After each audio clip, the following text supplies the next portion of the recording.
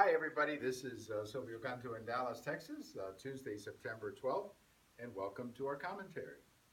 Well, I'm sure you know by now that Mrs. Clinton, Hillary Clinton, has been running around the country. She has a brand new book, and she's touring the country promoting her book. Her book is called What Happened, which is her explanation of what happened in 2016.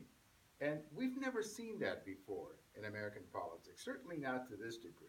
I mean, there have been other controversial elections in the past, 1960, 2000, other very close elections like 1976 between Gerald Ford and Jimmy Carter. But usually, the loser of the election in the American tradition gives a concession speech and the election's over and you move on to something else. Like Senator McCain, well, he stayed in the Senate. Governor Romney, well, he left politics altogether. But we don't have this constant interpretation and analysis of why a candidate lost. Certainly not by the candidate. Historians will do that. Historians, there was a very famous series of books by Theodore White going back to different elections, going back to 1960s, very good books called The Making of the President, where he would analyze the election. But that's a historian. That's not a political person doing that.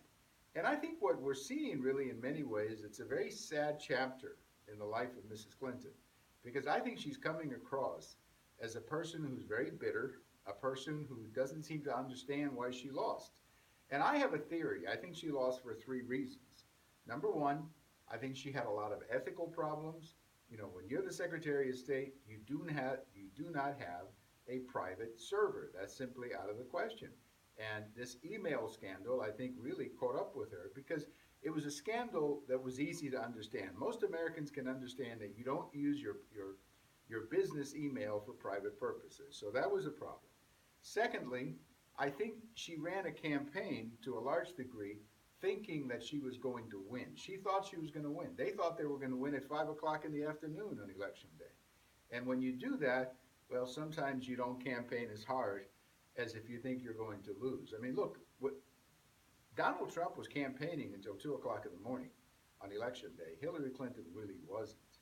And the other factor that I believe really hurt her campaign is the state of the Democrat Party. The Democratic Party, the party that 30, 40 years ago was a party that really related to blue collar workers and blue collar people, working people, has really lost that particular segment of the electorate. And that's why she lost Wisconsin. That's why she lost Michigan, Pennsylvania, states that have a lot of manufacturing and states where you have a lot of workers who are very concerned about their jobs and their jobs going overseas and all of that.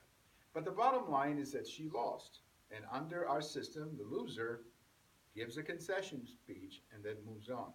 I don't think Mrs. Clinton is helping her image a heck of a lot by doing this. Maybe she doesn't care. I don't know. But if I had an opportunity to sit down with Mrs. Clinton, I think I would say to her, Mrs. Clinton, it's time to move on and spend some time with your grandchildren and forget about the presidency. You're never going to be president. It's over. It's time to move on. Thank you for watching. This is Silvio Canto in Dallas, and we'll see you the next time.